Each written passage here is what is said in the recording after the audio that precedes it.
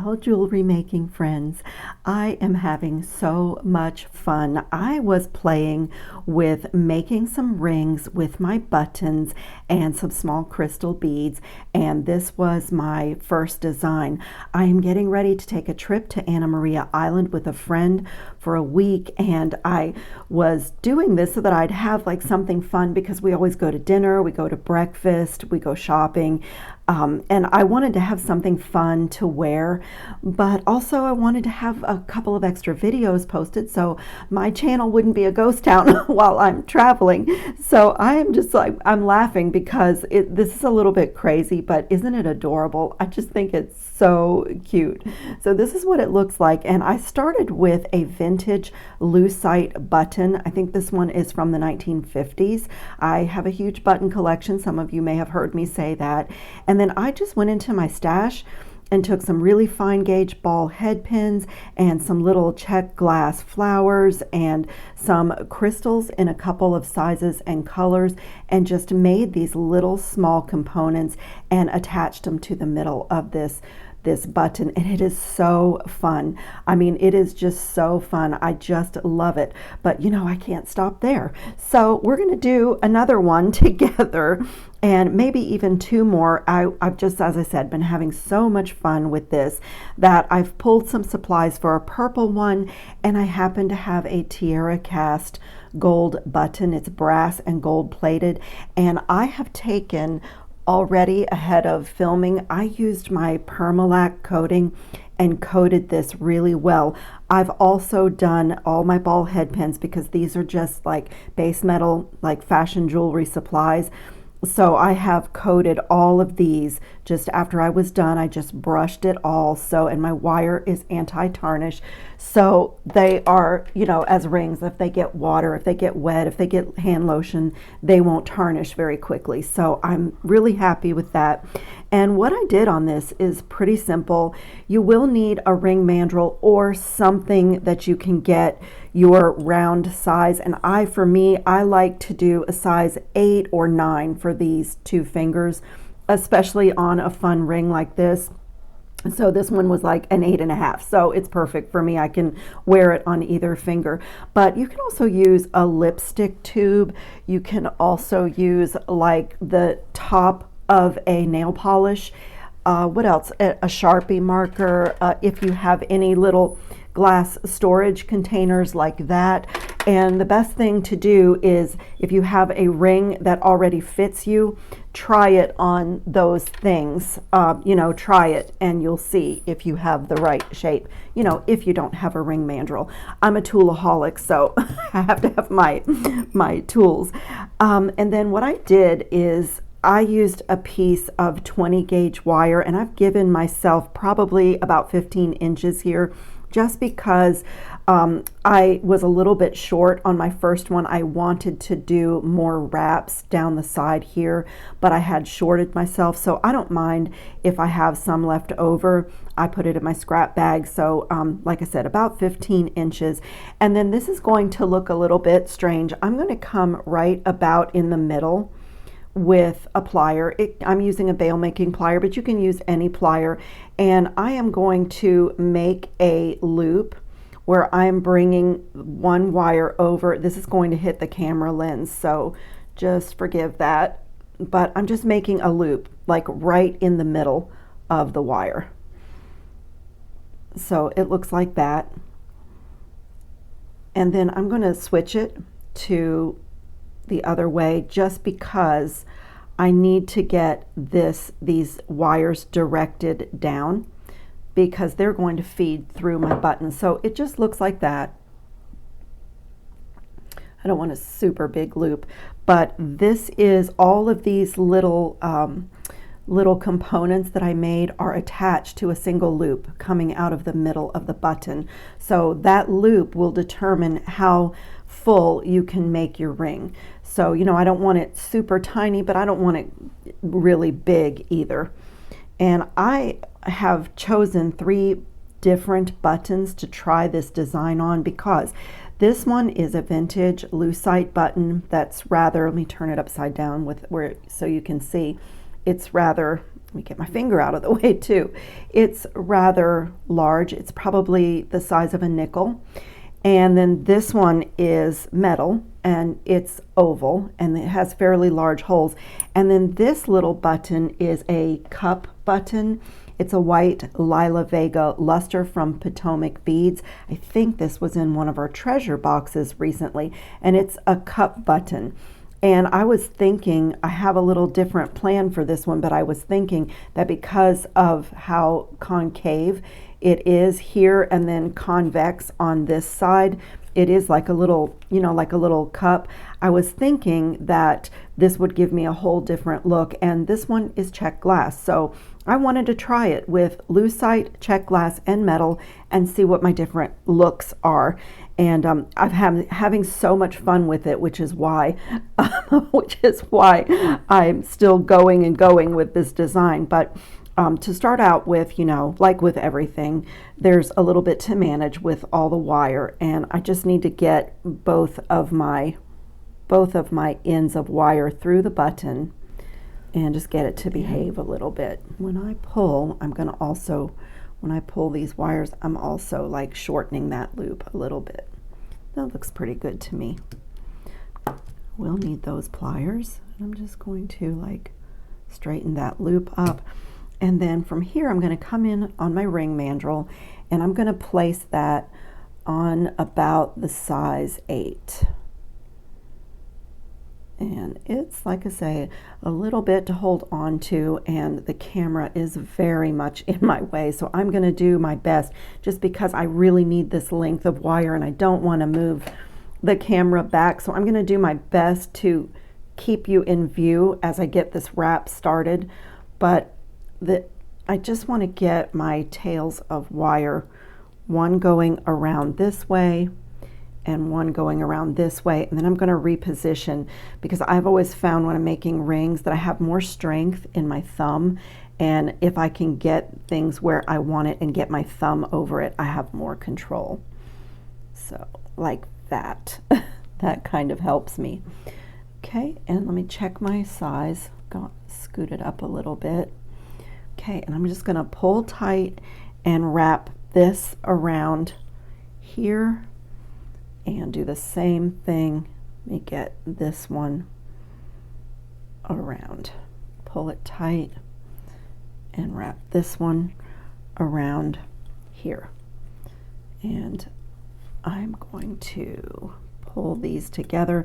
Now I am going to wrap down the ring band, and then I'll come back with this little mallet and, you know, straighten everything and work hard and do that afterwards. I didn't really misshapen, and let me just check. Perfect size 8. I love that. And I am going to, this is a little bit tricky because I want this length of wire and I need to make wraps, like pull this together and make really nice, neat wraps like a shank. And so I think I'm going to bring this one to this side and this one to this side. I don't want the back of my ring to be a mess.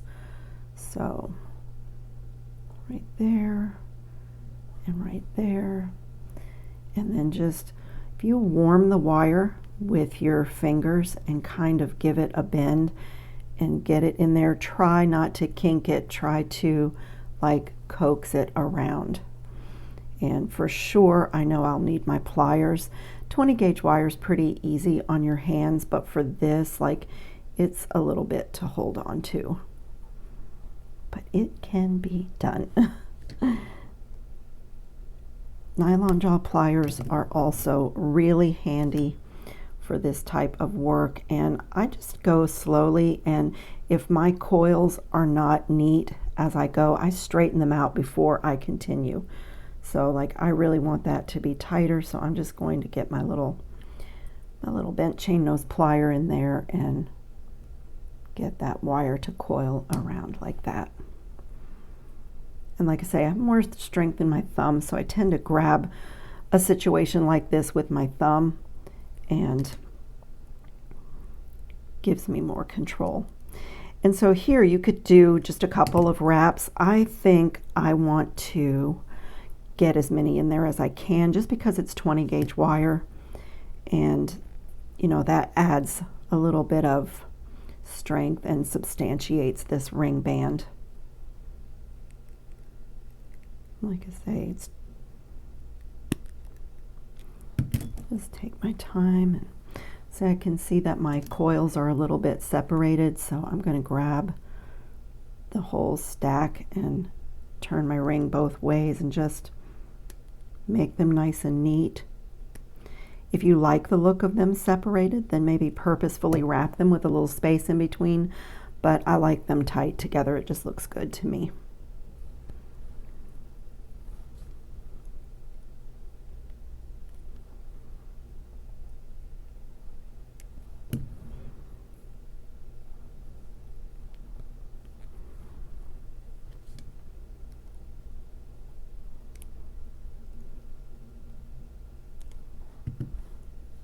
Let's see.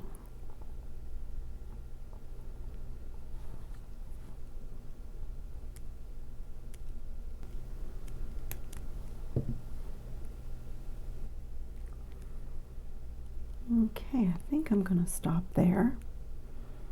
That gives me a nice little shank, and then I'm going to trim this wire in the back, my wrapping wire, and just like we do when we make earrings or a wire wrapped loop, just make sure that it's really nice and tight and tucked and nothing is sharp. Run my finger over everything. That is perfect. And I can turn my little button now and straighten up my loop now that I have one side wrapped, and I'm going to repeat the same thing on this side.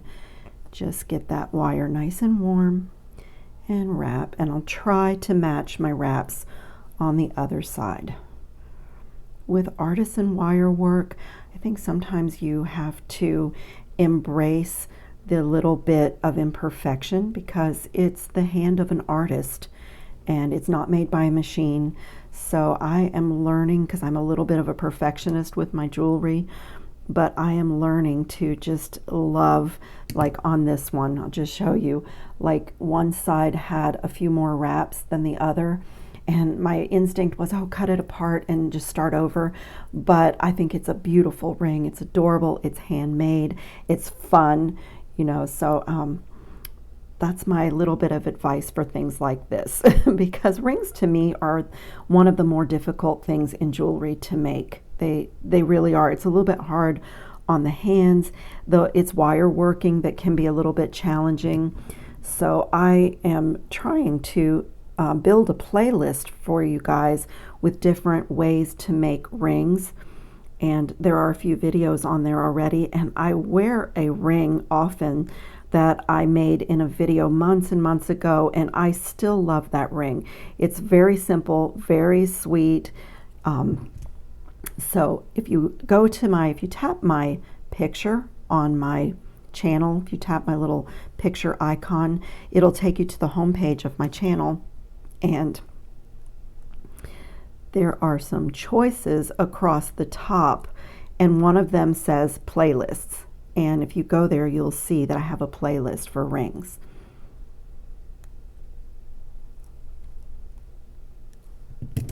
Also, I'm trying not to mar my wire.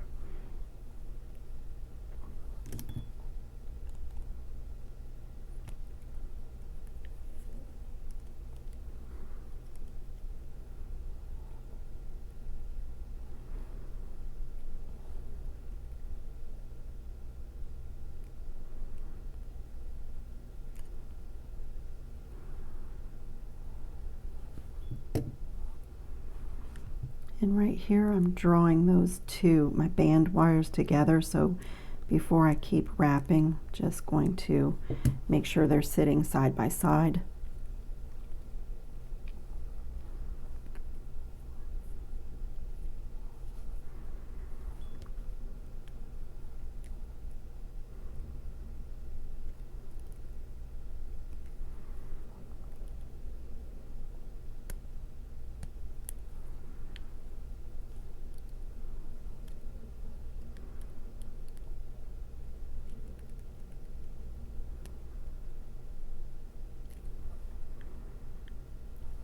I think I can do one more, and these, it will match the other side.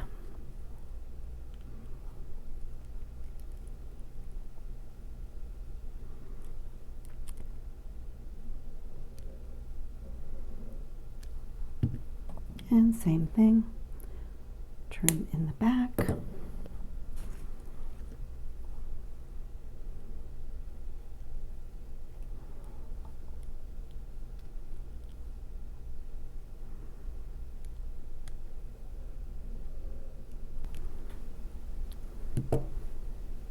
Okay, and now I'm going to put it back on my mandrel.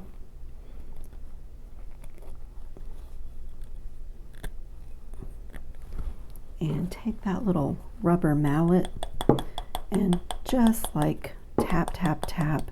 It work hardens, but it also straightens everything out, smooths out anything that's happened in the wire. And I have gotten this one a little bit, when I wrapped my sides, I really pulled my wires tight and made it a little bit smaller size. Let me see if it's still going to be a size 8. Yeah, it's still a size 8. That looks great. That looks really great.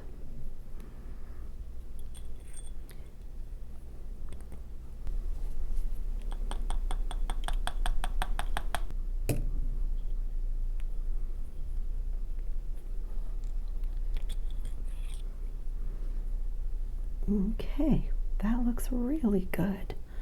So happy with that. That looks great. Okay, so now the fun part, the really fun part. So I already have made quite a few of my little dangles here, and I am going to, whoops, that one doesn't open, this one. I'm going to just fill up that ring. I'm just like I did this, I started and made a few and added them on, and then I just kept going until it was my desired fullness. So these are like the teeny tiniest little simple loops, but I'm just going to open it and attach it to that loop and make sure it's closed and work hardened, and my first little charm is on. So I'm going to show you exactly what I did to make these. Let's see, I have 3, 4 of those. So I am going to thread on one of these little 3mm crystals, and I'm using these from Potomac beads, these Miyuki seed beads. They're size 15-0, and they have the Duracoat galvanized, so they are anti-tarnish. They really maintain their shiny gold. And I love the Potomac Beads website. If you need crystals, if you need seed beads, if you need head pins, the Athena cast head pins are awesome. Buttons, they have a fabulous section for buttons, and they have flowers too. They have a whole section for flowers. So most of my supplies did come from Potomac Beads, but I'll list in the description box. I do have a little mix of flower colors here that I think came from Amazon. I'll check my orders and link everything in the description box if you're interested in this project. All I'm going to do is just take that little wire right where it is leaving the bead and just give it a little bend. And so after I get the bend, I'm just going to come in with my cutters and just leave like maybe 1/4 of an inch. And I'm going to use my Xuron round nose pliers just because the tip of this is so small, and I need really small loops for obvious reasons, and just like roll that back. And that's what I did. And then from here, I'm just going to open the loop and add it onto my ring loop that's coming out of the middle of my button. And I wouldn't worry too much about your simple loops being consistent, because in this design, they're not going to show. You don't see the loops at all. So I'm going to continue opening all these loops and just filling this ring up.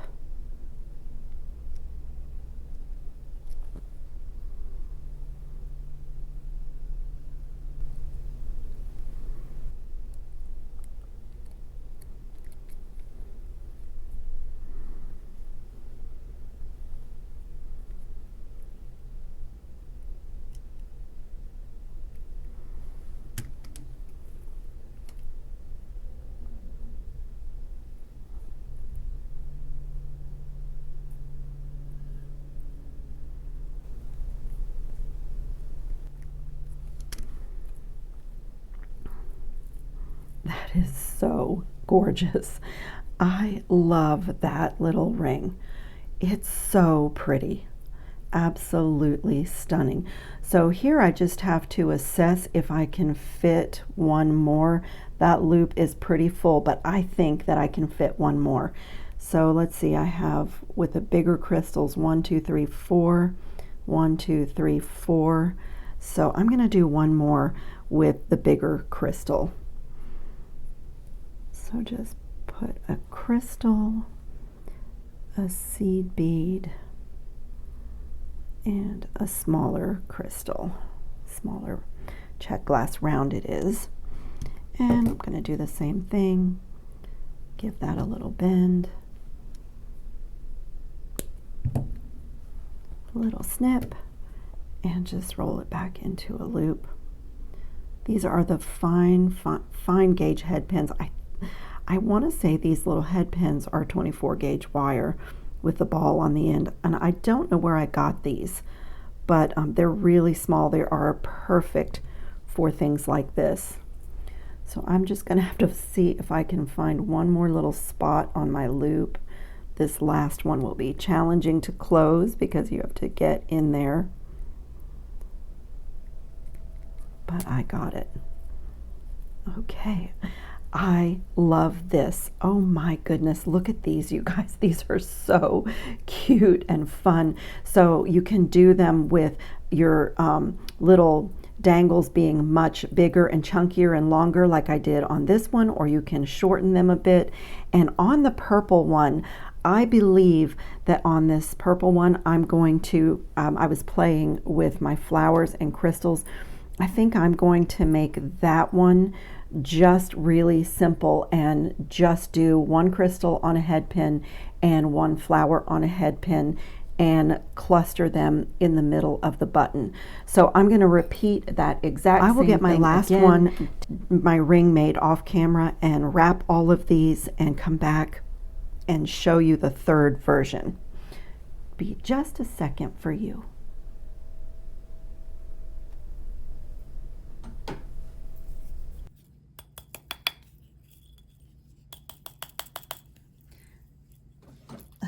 So this one is finished and it is so cute. I do have a little word of advice. If you're using a glass button for this design, the wire can put a little bit of stress on the button with the metal, and with the loose side, even the loose side could break, but you want to be careful not to break your button in half. I felt like when I was putting my loop at the top and pulling it through and like adjusting the loop the way that we did on this one, I just felt that I needed to back off a little bit to make sure that I didn't put any stress on my check glass button and even in the wrapping here. So it's you know, it's just something to be mindful of because you don't want to lose a beautiful check glass button. But isn't that the cutest little cocktail ring? And the other thing I'll say that I don't think I mentioned at the beginning, but whatever size ring you want, like if you want a 7, you might want to go down to the 8 or the 8.5 mark on your ring mandrel, because especially on this ring, since I'm wrapping around the band, it just tightens everything up. And anything that you have in here makes your ring size smaller. So if you have coils, and because we had a loop and then spread out that loop, there's a little bit of space on the inside of the ring taken up right here with the wrapping. So those are just some things to keep in mind. But I'm so thrilled because I got a size 9 because I really like to have a cocktail ring on this finger sometimes, and I just love this gold and pearlized crystal one. I just think it's so fun. It has a little bit of a sea urchin look to it. I just love it. And this one is also just fun and whimsical. Oh my goodness, I just think it's so cute, and you will probably see me wearing these in my videos because I really love the way they turned out. So I hope you found some inspiration in this little project, and maybe you'll go in your stash of buttons. I also thought I have a whole bunch of Victorian mother of pearl buttons, and those would be really pretty as a ring as well. And I get questions a lot about what to do with tiny little beads. If you get the Dollar Bead Club or if you get the Potomac Beads treasure box, they always give us tiny little beads. Well, this is something you can do with them. We get a lot of microfaceted gemstones like in Bargain Bead Box, and this is a great way to use them. And even the tiny little check flowers, I just put a seed bead and the check flower and a ball head pin, and look how adorable that is. So fun and whimsical. I had so much fun with this project, and I thank you all so much for choosing my video today. If you haven't subscribed to my channel, it would be a really lovely way to support my work, and tap the bell notification so you don't miss any of my upcoming videos. And as I said, I'm going to be traveling to Anna Maria Island with a friend.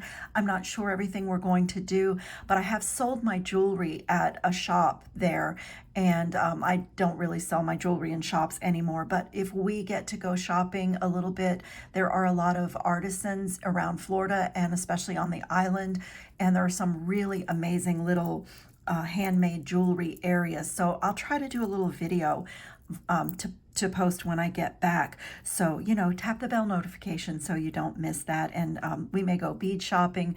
We stay on Anna Maria Island, but we often drive over to Sarasota to do more shopping. And so anyway, I wanted to have something done so there won't be any dead air on my channel while I'm traveling this summer. And I hope you're all having a great summer and you're safe and well and having fun on your beading mats. And I will see you in the next video.